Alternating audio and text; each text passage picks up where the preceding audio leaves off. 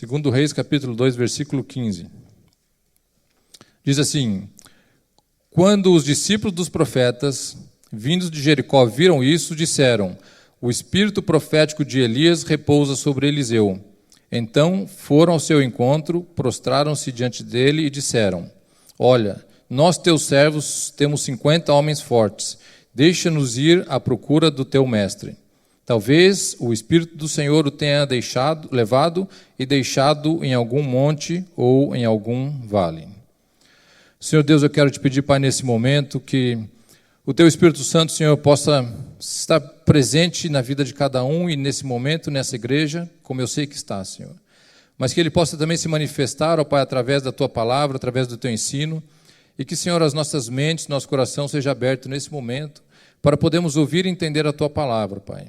Que ela seja, Senhor, não simplesmente uma palavra, mas seja, Senhor, também um alimento para a nossa alma, Pai. Eu te agradeço pela oportunidade, Senhor, de ser um instrumento teu nessa manhã, Pai. E peço que tu me use em nome de Jesus, Senhor. Amém, Pai. Amém. Os irmãos podem sentar. Esse texto de 2 Reis fala sobre Eliseu e fala num momento em que Eliseu tinha recebido de Elias a unção de Elias. Todo mundo conhece a história de Eliseu e Elias. E Eliseu, ele foi um discípulo de Elias. Elias fez muita coisa, muito milagre, foi muito poderoso no nome de Jesus, no nome de Deus na época. Eles não conheciam Jesus, mas ele foi muito poderoso em milagres. E Eliseu, como seu discípulo, ele, grudado com Elias, andava com Elias para todo lado, e Elias perguntou para ele: o que você quer de mim? Tão pegado com ele, falou: olha, eu quero a porção dobrada do teu amor, da tua unção. E quando eu escutava isso, eu pensava assim: mas que pedido assim, egoísta dele, a porção dobrada, já não está bom a porção, ele quer a porção dobrada. Só que a porção dobrada para eles queria dizer a herança que era dada para o primogênito.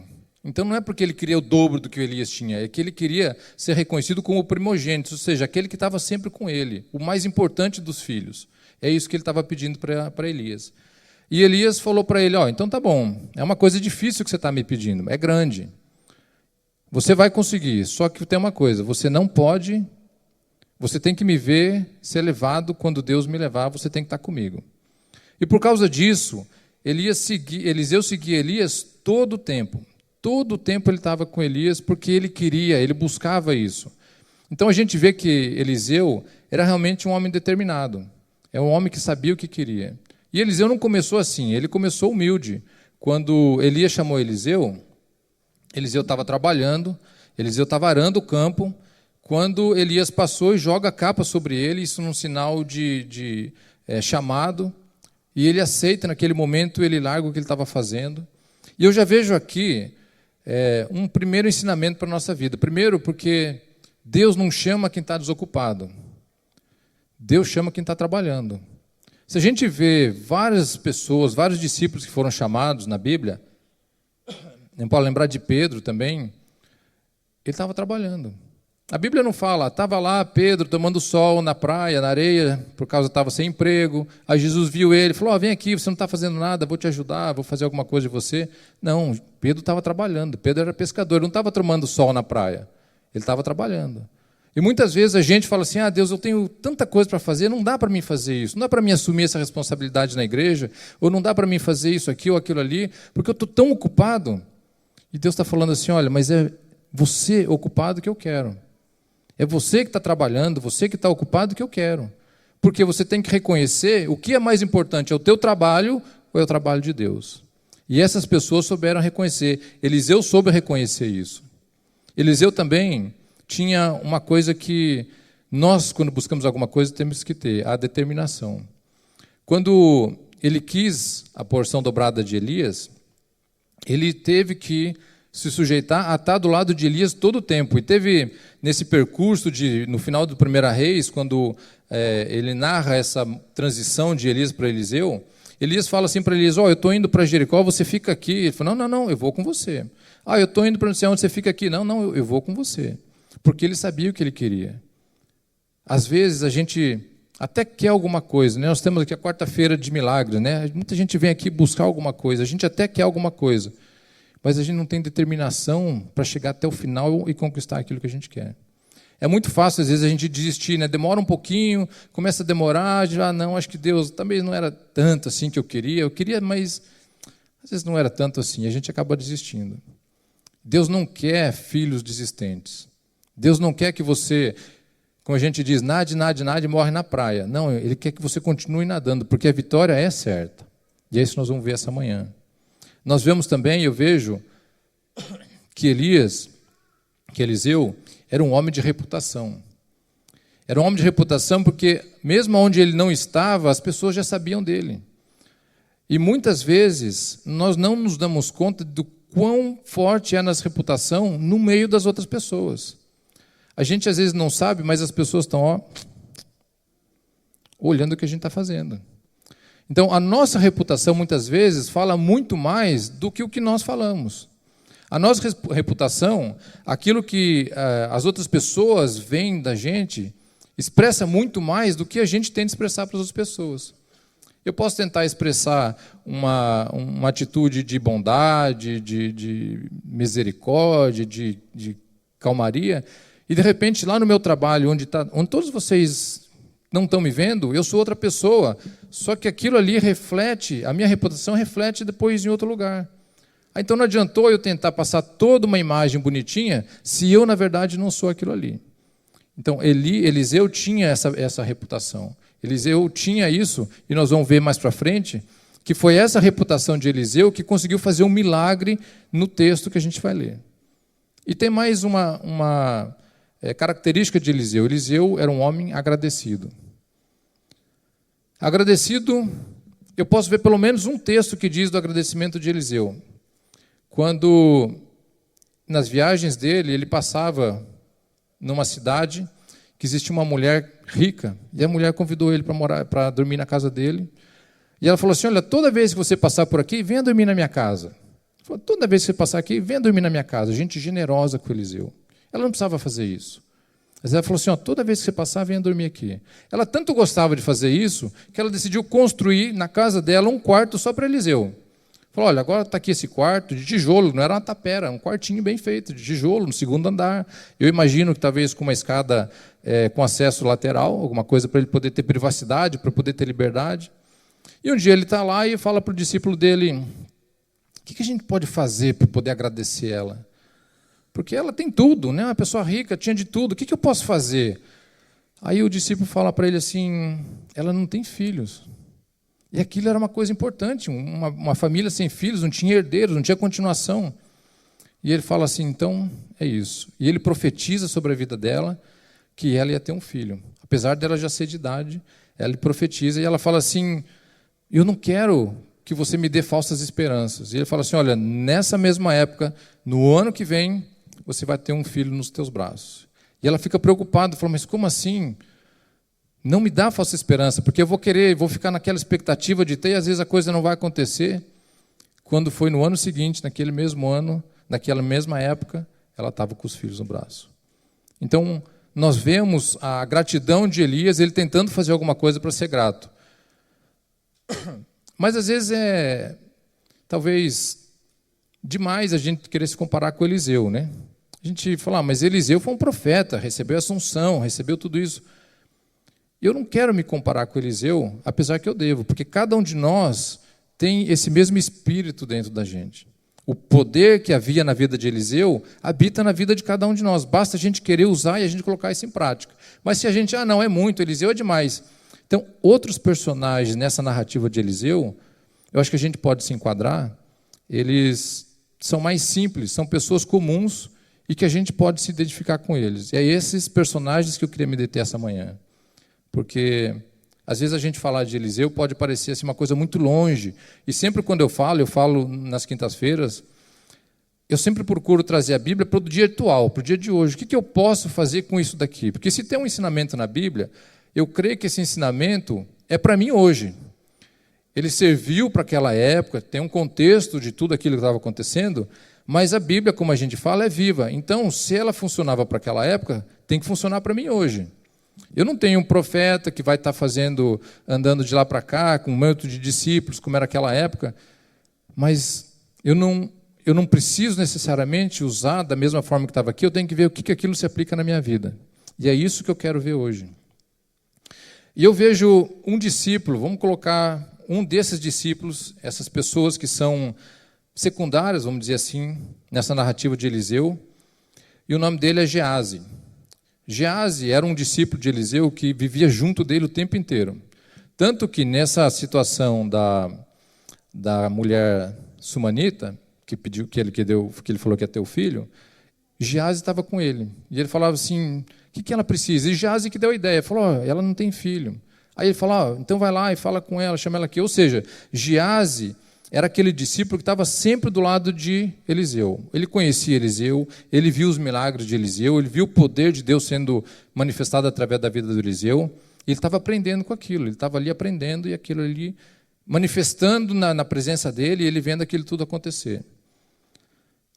Mas Gease tinha mais do que isso. Ele tinha a instrução de Eliseu. Ele não só via aquilo ali, mas ele era treinado por Eliseu para fazer aquilo ali. Ele era preparado por Eliseu. Como Eliseu foi preparado por Elias, Gease era preparado por Eliseu. Nós, muitas vezes, somos preparados para fazer as coisas. Nós vemos as coisas acontecendo, nós vemos o pastor, a gente vem na igreja, a gente participa de um grupo. Nós, de alguma forma, estamos sendo preparados e somos, ao mesmo tempo, preparadores, ou deveríamos ser. Nós deveríamos ser preparadores, nós deveríamos ser aqueles que fazem discípulos também. E, afinal de contas, não é esse o mandamento? Ide por todo mundo, pregar o evangelho e fazer discípulos. Então, nós também temos que ser preparadores.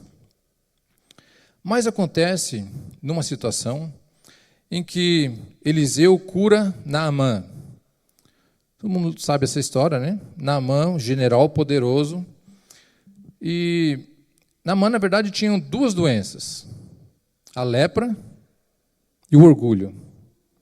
As duas doenças foram tratadas por Eliseu. O orgulho, por quê? Quando o Naamã foi lá bater na porta do Eliseu: olha, você me chamou aqui, você vai me curar. O Eliseu mandou quem falar com ele? O Gease, discípulo. Vai lá, fala para ele se banhar 7 vezes no Rio Jordão, um rio sujo, lamacento. Ele falou: não tem rio muito mais limpo, por que vai me banhar no Rio Jordão? Ou seja, ele estava sendo tratado do orgulho dele. Deus estava tratando do orgulho do Naamã. Então, Gease vê aquilo, aí Naamã é curado. Naamã vai lá e fala: os discípulos de Naamã, que também não falam nem o nome deles, falam: se o Eliseu tivesse pedido uma coisa difícil para você não faria? Lógico que faria, eu sou guerreiro. Então, por que não faz uma coisa tão simples? E às vezes a gente espera o milagre assim, né? Que parece assim que abre o céu e vem uma luz, os anjos tocam a trombeta, e aquele negócio brilha. Fala: não, esse é milagre de Deus. Quando a coisa acontece assim meio que naturalmente, a gente parece que nem percebe. Até esquece que a gente estava pedindo aquilo é um milagre. Porque a gente está esperando uma coisa muito grande. O Naamã estava esperando uma coisa muito grande, mas foi porque ele obedeceu. Ou seja, ele foi curado dos dois. Ele teve humildade para falar assim: realmente, tá bom, eu vou lá. E foi, obedeceu e foi curado. Aí ele volta para a casa de Elias, falou: eu trouxe ouro, eu trouxe prata, eu trouxe roupa fina, isso tudo é para você. O Eliseu: não, eu não quero nada disso. O poder de Deus não está à venda. Eu não estou fazendo isso para vender. O poder que te curou não é um poder que você pode comprar. Infelizmente, hoje em dia, muita gente não pensa assim, né? Quantos pastores iriam dizer não se alguém chegasse: olha, eu trouxe isso aqui para você, mesmo que Deus falasse: olha, isso aqui não é para você. Mas é muito dinheiro, né? É muita coisa. O que tem só um pouquinho? Ele vai dar mesmo. Mas Eliseu era íntegro. E Eliseu falou assim: não, o poder de Deus não está à venda. Isso aqui não é para vender. Aí quem estava perto dele? Gease. Olhando aquilo ali, todo aquele dinheiro, roupa bonita. Não, vai embora. E ele pensa: ele desperdiçou tudo isso. A gente aqui, nessa escassez. Porque lembre bem que a situação em que o povo vivia era uma situação de escassez, de dureza. Uma situação onde não existia fartura, O Naamã era de um povo sírio, ou seja, povo rico. E eles viviam ali num período de escassez, um período de instabilidade. E outra coisa, o Naamã era inimigo dos judeus. Eles viviam em guerra. Aí ele vê o Eliseu curando ele, e ele vê o Eliseu falando assim, não precisa de dinheiro. Não, dinheiro nada, pode levar embora. Aí o Geazi fica assim, não estou entendendo. O homem é meu inimigo, você cura ele, e ele vai te pagar, você ainda diz não. Não está certo isso. Aí a gente vê outra coisa.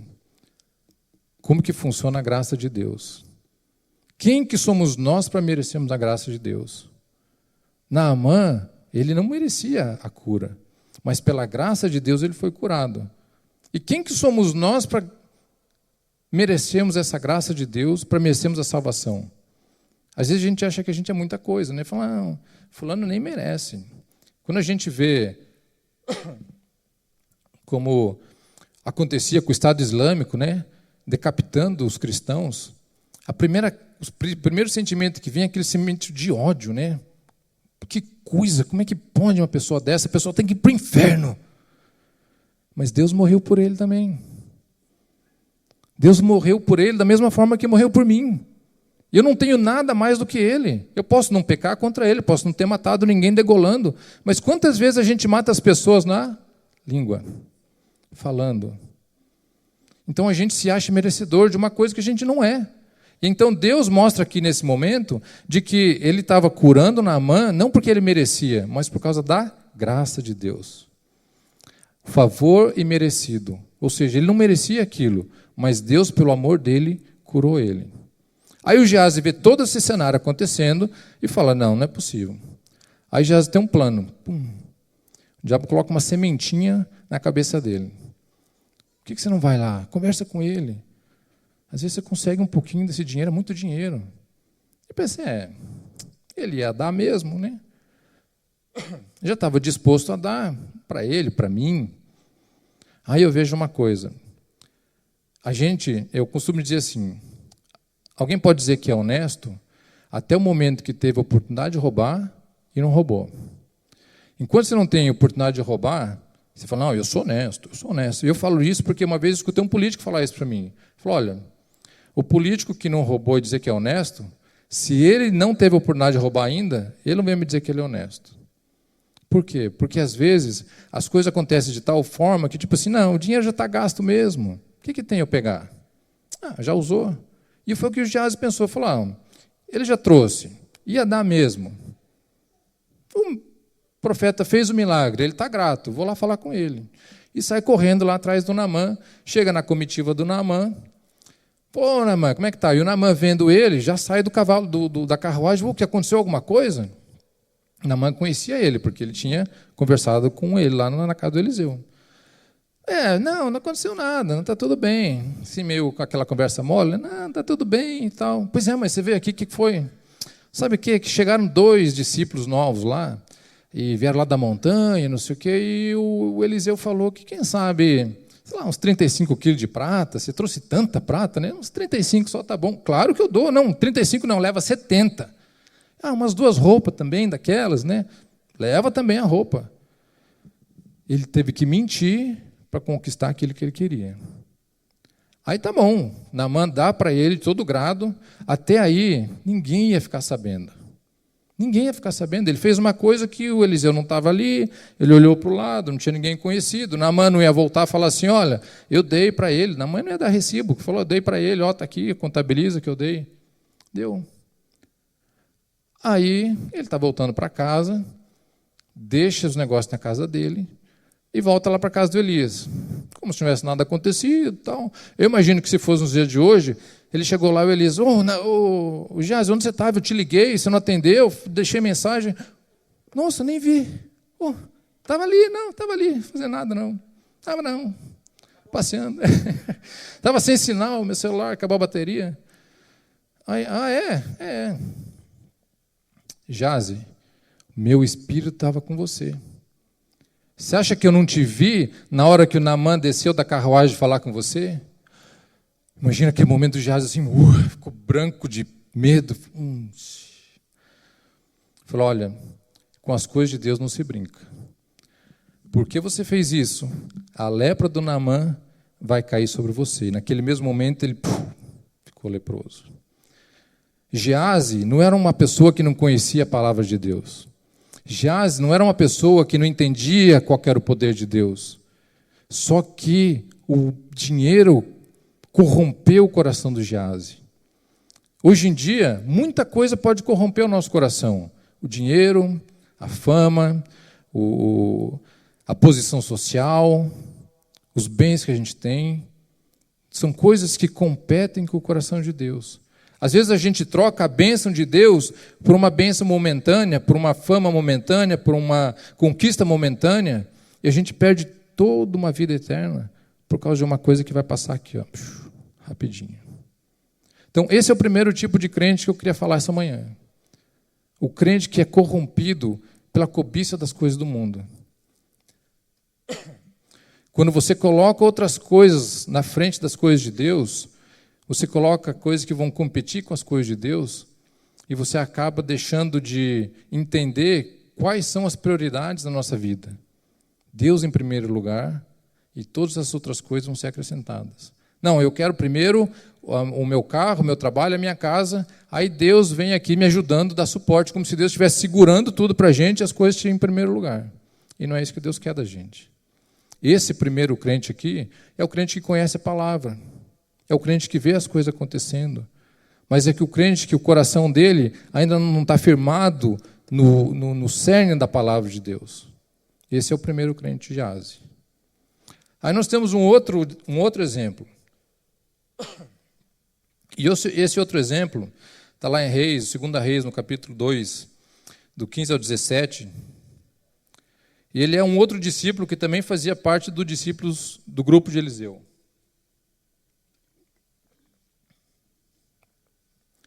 Da mesma forma como Geazi, ele também via as coisas acontecendo, ele participava do dia a dia, que afinal de contas os discípulos, eles tinham ensinamento diário, eles tinham contato diário, convívio diário com o profeta, e ele estava ali e era um discípulo leal, estava sempre junto com Eliseu. Mas aconteceu uma coisa, o povo arameu, sempre querendo atacar o povo de Israel, fazia planos, e Deus falava para o Eliseu, eles vão atacar em tal lugar, e eles se mobilizavam. E o exército arameu chegava lá, não tinha ninguém. Aí, não, vamos, agora vamos então por tal lugar. E ia para lá, Deus falava para Eliseu, eles vão para lá agora. E o povo se mobilizava e não tinha ninguém quando eles iam atacar. E foram acontecendo várias vezes isso, até que o rei ficou bravo. Falou, não, qual de vocês é o X9? Quem está falando para ele o que está acontecendo aqui? Alguém está falando para ele. Porque eu faço o plano aqui dentro do palácio, e quando chega lá, ele já sabe do meu plano, não está acontecendo alguma coisa. Quem de vocês está falando? Aí ele fala assim, olha, os profetas desse rei lá. Existe um profeta em Israel e que o Deus dele fala para ele o que está acontecendo. É Eliseu. Fala, junta os soldados lá, vamos cercar a cidade onde ele está. Junta todo o exército e vamos cercar a cidade. Aí de manhãzinha, esse discípulo, que a Bíblia não fala o nome dele, está lá, acordou de manhã, certo? Foi pegar a lenha para fazer um fogo, fazer um café para Eliseu. Quando ele abre a porta, ele deve olhar assim em volta na colina, tudo em volta. É soldado, é cavalo, é todo mundo armado em volta dele. Fecha a porta, não, agora dançamos. Agora descobriram, agora não tem mais jeito, e aquele desespero. Eliseu, acorda, Eliseu, nós estamos cercados. Eliseu, nós estamos cercados, o que nós vamos fazer? Agora é o fim, infelizmente, foi bom enquanto durou, mas acabou. Aí o Eliseu, imaginava daquela espreguiçada, o que você está falando? Abrindo o olho ainda. Não, nós estamos cercados, e ele naquele desespero, imagina aquela angústia. O Eliseu deve ter olhado na frestinha assim, olhou os soldados lá fora, falou, meu filho, calma. Não, como calma, Eliseu? Olha o que está acontecendo ali fora. Aí Eliseu faz o quê? Ora. Senhor, abre os olhos dele para que ele veja. Quando Deus abriu os olhos do servo, ele... os soldados que cercavam aqueles soldados, os soldados de Deus, com carruagem de fogo, com um exército de fogo que estava ali, era muito maior do que aqueles soldadinhos que estavam em volta dele. Quando ele vê aquilo ali, ele entende por que Eliseu estava calmo. Muitas vezes, nós vivemos a mesma coisa. Se você tem uma coisa que está te incomodando, se você tem alguma coisa que está te amargurando, você fala assim, eu vim no culto hoje, mas eu estou muito ruim, você não entende o que está passando na minha vida. Eu oro em nome de Jesus, Deus, abre os olhos dos teus filhos. Que a gente possa ver o que está em volta da gente, protegendo a gente. Que a gente possa ter essa noção que Eliseu tinha e passou para o servo, para o discípulo dele, de que aquele que está protegendo ao redor é muito maior do que o inimigo que pode tentar te fazer mal. Nós somos esses filhos de Deus. Maior é aquele que está em nós do que aquele que está no mundo. Quando a gente entende isso, então quer dizer que não vou ter mais problema? Não, ele tinha problema, o exército estava lá. Só que o que ele fez? Deus deu o livramento para ele. E esses dias eu ando conversando com meu filho, e ele ansioso e falando da escola, que ele fica muito, muito ansioso e não quer ir para a escola, muitas vezes fica com muito medo. E ele falou para mim, pai, eu até oro, mas parece que isso não sai de dentro de mim, ainda está lá, está lá. E eu falei para ele o seguinte, filho, quando a gente ora, a esperança que a gente tem é que Deus faça assim, né? Tira aquilo da gente e acabou. Eu falei, se você lembrar de Davi, quando ele enfrentou Golias, Davi falou assim, viu lá o Golias e falou assim, não, eu vou enfrentar. Sabe que Davi não teve medo? Em nenhum momento. Já pensou? Todo o povo de Israel ia ser escravo por causa dele, se ele errasse a pedra. Todo o povo ia chegar, bater na cabeça dele, o que você fez? Já pensou a vida inteira falando, nós somos escravos por causa de você. Ele, apesar daquele medo todo, ele falou assim, não, o que está em mim é maior do que ele. Deus não tirou o gigante de lá. Deus podia ter falado, então tá bom, você falou que vai, Davi, então tá bom, mata o gigante para você só vai lá e pisa na cabeça dele. Não, Deus deixou Davi lá, na frente de todo mundo, todo o exército olhando, ele deixou Davi sozinho. Foi lá, pegou a funda, o Golias, daquele tamanho que era, que é isso, moleque? Pensando que eu sou cachorro? Imagina no meio de todo mundo, ele sendo chacoteado desse jeito. Sai para lá, moleque. O que você está fazendo aqui? Deus não livrou Davi de enfrentar o Golias. Agora Deus deu para ele o livramento. Deus não quer livrar muitas vezes você de enfrentar o problema. Mas Deus já te deu o livramento se você acreditar. Quando a gente acredita em alguma coisa, a nossa fé é capaz de produzir a força que a gente precisa para poder vencer aquilo. Você está com medo? É comum, é normal ter medo. É importante muitas vezes ter medo. Eu costumo dizer que só se afoga quem sabe nadar. Porque quem não sabe nadar, chegou nessa altura assim, não, tá bom para mim. Não vai para o fundo. Agora, quem sabe nadar, e vai nadar, de repente, se afoga. Então, é bom ter medo. Agora, é importante não deixar o medo tomar conta do nosso coração.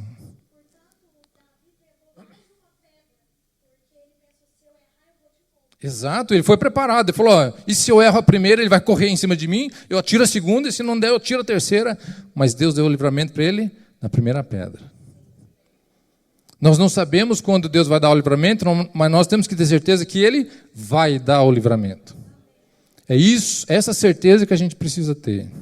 Então, o segundo crente é esse crente que está na igreja, conhece as coisas de Deus, conhece o poder de Deus, mas muitas vezes precisa de alguém que interceda por ele, para que ele abra os olhos da fé e fale, uau, não é que é mesmo? Puxa vida, como tem isso? Quem que a gente está baseando a nossa fé nos dias de hoje? Será que eu dependo basear a minha fé na minha esposa? Não, é uma mulher de oração, eu estou tranquilo, eu estou coberto, ela ora. Ou no meu marido? Não, meu marido ora todo tempo, eu estou tranquilo. Ou no pastor? Ou naquela tia, pezinho, como é que é, canelinha de fogo?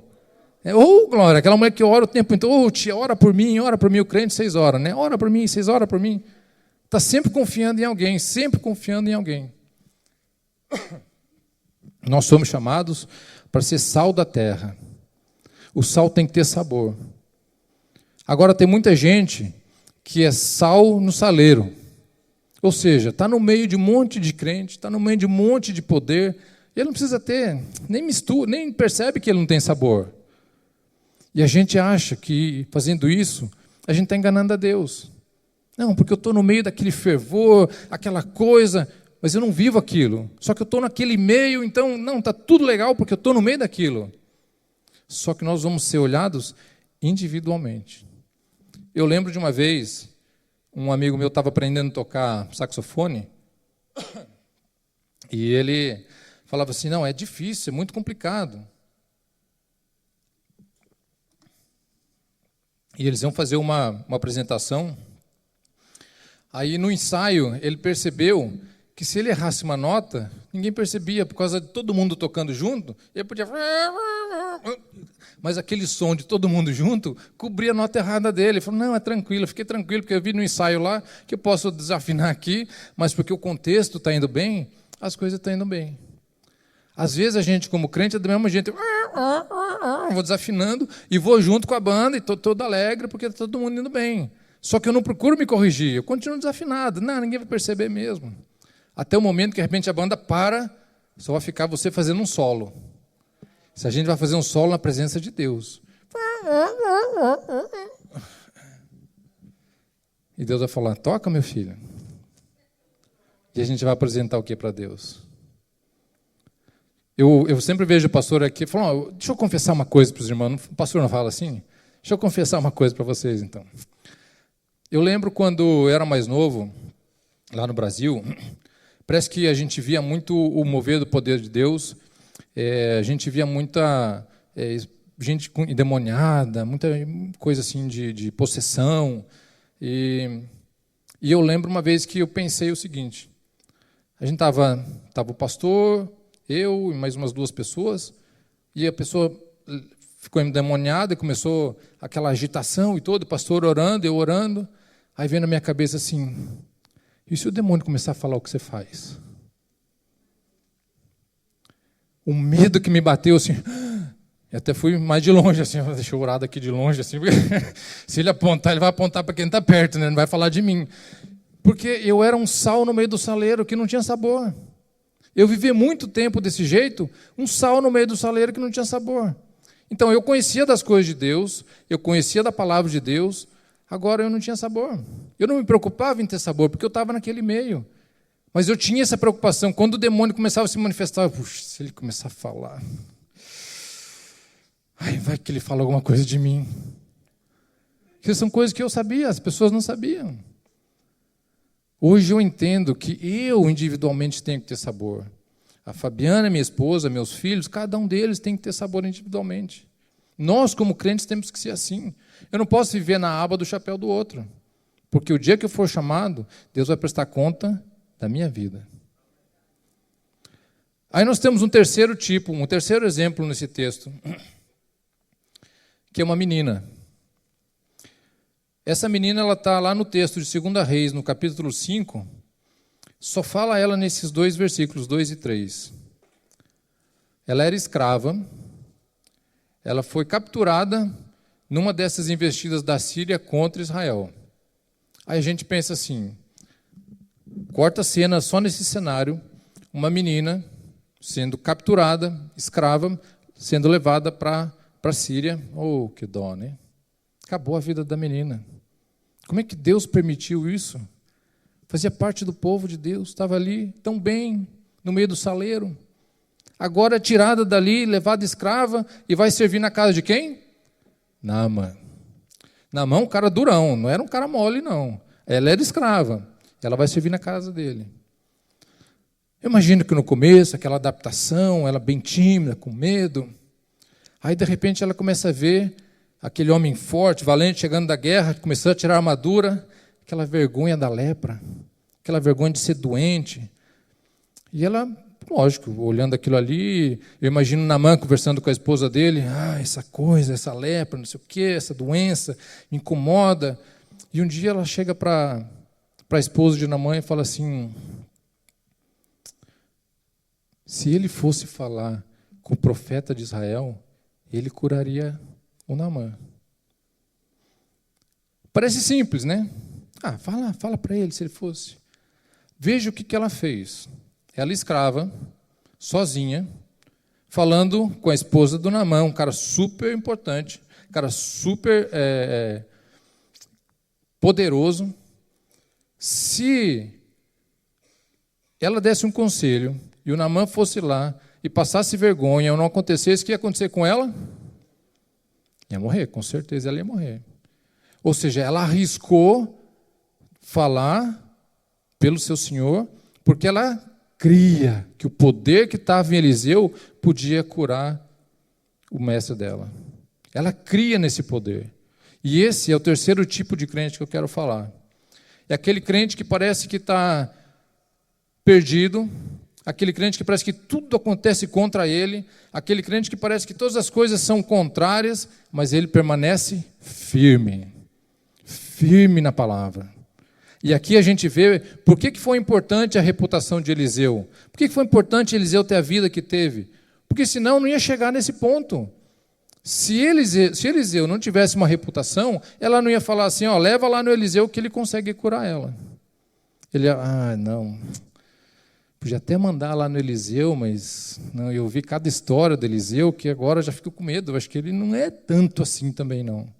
Mas não, ela creu. E quando ela creu, ela fez uma transformação na vida do Naamã, na vida da família dele, e por causa dessa fé dela, toda uma mudança aconteceu, porque a partir da fé dela, a partir da cura de Naamã, a Síria parou do quê? De investir contra Israel. Uma menina sozinha, coitada, escrava, trabalhando na casa de um homem poderoso, conseguiu mudar toda uma história porque ela creu. O poder da fé pode mudar toda a história da tua vida. O poder da fé pode mudar toda a história de gerações que vêm depois de você, desde que você creia. Esse terceiro exemplo é o exemplo que mostra como que nós cristãos devemos agir. Independente se tem alguém julgando a gente, se a gente está fazendo bem ou está fazendo mal, independente se o meio onde eu vivo é um meio produtivo, independente se o meio que eu vivo é um meio saudável, porque o meio que ela vivia não era saudável, o meio que ela vivia não era um meio bom, mas ela continuou inabalável na fé dela em Deus. E às vezes a gente precisa tanto de um ambiente saudável para a gente poder se sentir bem. Eu estou num lugar tão ruim, eu me sinto tão mal. Onde está a nossa fé?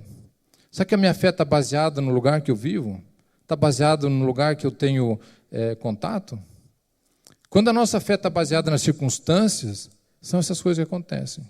Agora, se a minha fé está baseada no Deus vivo, independente se eu fui escravo, independente se eu vivo num lugar de gente que não tem fé, a minha fé vai transformar a vida dessas pessoas. É essa fé que a gente tem que buscar na presença de Deus. Quando a gente tem essa noção de que aquilo que habita dentro de mim é maior, isso não é só um chavão de para-choque de caminhão, maior aquele que está em nós do que aquele que está no mundo. Parece a coisa de para-choque de caminhão. E vai embora, a gente lê e não tem efeito nenhum. Se a gente não fazer isso ter efeito na nossa vida, não adianta falar, não adianta a gente, que bonito, né? Que bonito. Mas a minha vida você não está entendendo. Abre os olhos da fé. Deixa o Espírito Santo tocar no teu coração e fala, Deus, me mostra, abre os meus olhos da fé. Eu quero ser esse vencedor que a Bíblia fala que eu sou. Se você não está vencendo, não, então é porque está alguma coisa errada. Deus, eu te agradeço porque eu estou passando por isso. Mas eu sou vencedor em nome de Jesus. A gente pode não estar vendo hoje a vitória, mas a vitória é tua em nome de Jesus, desde que você coloque Ele em primeiro lugar. Não pense no teu problema como teu problema em primeiro lugar e Deus sendo aquele que vai suportar. Não, Deus está em primeiro lugar e a vitória vai ser tua, porque você está colocando Ele em primeiro lugar. Então, que nós possamos, nessa manhã, pensar em que tipo de crente eu estou me encaixando. Será que eu estou como Geazi, que as coisas do mundo estão competindo com as coisas de Deus? Ou será que eu estou como esse outro discípulo que precisou de alguém para abrir os olhos dele? Ou será que eu estou como essa escrava, que mesmo na dificuldade, ela continuou firme na fé dela? Se eu coloco de pé,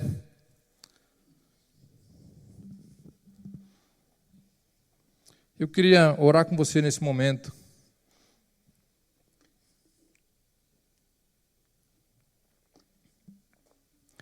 Porque eu acredito que a palavra de Deus, ela é transformadora. E quando a gente se abre na presença de Deus, as coisas acontecem. Quando a gente se coloca na presença de Deus, as coisas acontecem. Como eu falei, eu creio que tudo que existe nessa palavra, ela se aplica na minha vida. Tudo que a gente viu isso acontecendo aqui, nessas histórias, elas aplicam na minha vida. E ela aplica na vida de cada um de vocês. Então eu queria nesse momento que a gente orasse. E que o Espírito Santo de Deus pudesse visitar o teu coração agora. Mostrar para você tudo aquilo que Ele tem preparado para você. Que você pudesse não só ver, que bonito, tanta coisa que Deus tem para mim, mas que você pudesse tomar posse dessas coisas e pudesse agir conforme essas coisas. É como se fosse um modelo de dieta. Eu quero tanto emagrecer, tanto emagrecer. Não, aqui está uma receita muito boa. Você pega a receita, que lindo, que boa essa receita. Não, isso é bom. Aí chega outro, te dá outra receita, boa também. Aí chega um terceiro, te dá outra receita, só suco, bom também. Se você não fizer, não vai fazer efeito nenhum. Se você não fizer o suco e tomar, não adianta só fazer, não fiz o suco, que eu paguei a academia por 1 ano. Não deu diferença nenhuma na minha vida. Não mudou a minha vida, porque eu não fui na academia durante esse 1 ano que eu paguei. Se eu não tomar atitude, não adianta eu saber a receita, não adianta eu saber o que precisa, não adianta nada disso. A informação nesse momento vai ser inválida. Se eu não tomar atitude de fazer. As coisas de Deus são a mesma coisa. Não adianta a gente vir aqui, aprender, estudar. Que lindo, que bom, que bonito. Se eu não tomar atitude, eu vou continuar um sal sem sabor no meio do saleiro. Fecha teu olho agora. Senhor Jesus, nós estamos aqui na Tua presença, Pai. Senhor Deus, Tu sabes e conhece cada um dos Teus filhos que está aqui, meu Deus. Tu sabes cada dificuldade, Senhor. Tu sabes cada alegria, cada vitória. Tu sabes, Senhor, cada tristeza também, Pai. Cada coração aqui, Senhor, é transparente aos Teus olhos, ó Pai. Cada um deles aqui, Senhor, tem particularidades individuais que somente Tu conheces, ó Senhor. Por isso eu quero nesse momento pedir que Teu Espírito Santo visite a cada um dos Teus filhos nessa hora, Pai. Traz à luz, ó Senhor, traz à tona aquilo, Senhor, que aflige os Teus filhos, ó Pai. Eu quero te pedir, Senhor, como Eliseu fez com o servo dele, abre os olhos dos Teus filhos para que eles possam ver, ó Pai, a grandeza que há no Teu nome, Senhor, a grandeza que há no Teu Espírito Santo, Pai, e eles possam entender, ó Senhor, que há um Deus que luta por eles, ó Pai, que há um Deus, ó Senhor, que está acima de todos os problemas, de todas as dificuldades, que há um Deus que quer dar o livramento, Senhor, nessa manhã, em nome de Jesus, Senhor, que eles possam, Senhor, tomar atitude, Pai, que eles possam caminhar em direção a esse livramento, Pai. Que eles tenham, Senhor, a motivação dentro do coração deles, ó Pai. A motivação, Senhor, de estar na Tua presença. A motivação, Senhor, de poder fazer aquilo que eles precisam fazer para alcançar aquilo que Tu já tem preparado e pronto para cada um deles, Pai. Nesse momento, Jesus, em nome de Jesus eu oro, Pai. Colocando cada um na Tua presença, Senhor. Que essa palavra, Senhor, cause transformação na vida dos Teus filhos, ó Pai. Que essa palavra cause transformação, Senhor, nas gerações que vêm depois deles, Senhor. Na família, Pai. Nos relacionamentos, Senhor. Nos empregos, em nome de Jesus, Pai. Que eles possam, Senhor, ser realmente o sal da terra, luz do mundo, Senhor. Que eles tenham sabor, ó Pai. Que eles possam, Senhor, transformar através da vida deles, ó Pai. Eu creio, Senhor, no Teu poder. Eu creio na unção que há no Teu Espírito, porque Tu um dia tivesse misericórdia da minha vida e me deu uma nova chance, Senhor. E é por isso que eu falo, Pai, com propriedade, sabendo que Teu Espírito Santo é aquele que nos unge, nos capacita e nos dá a vitória, Pai. E eu oro, Senhor, agradecido pela vida dos Teus filhos, ó Senhor. Te agradeço, Senhor, pela vitória. Te agradeço, Senhor, porque Tu está nesse momento capacitando Teus filhos, ó Pai. Dando a eles a força, Senhor. Dando a eles, ó Senhor, a unção que eles precisam, Pai, para vencer o gigante, para enfrentar o gigante, Senhor, para poder ser, Senhor, aquele que se propôs e se dispôs a estar na Tua presença, Pai. Louvado seja o Teu nome, Senhor. Sê conosco, Pai, no restante desse dia. Sê conosco, Senhor, no restante dessa semana. E que teu Espírito, Senhor, possa continuar falando ao nosso espírito. Em nome de Jesus, Senhor. Amém, Pai. Que Deus possa abençoar cada um nessa semana. Em nome de Jesus. Amém.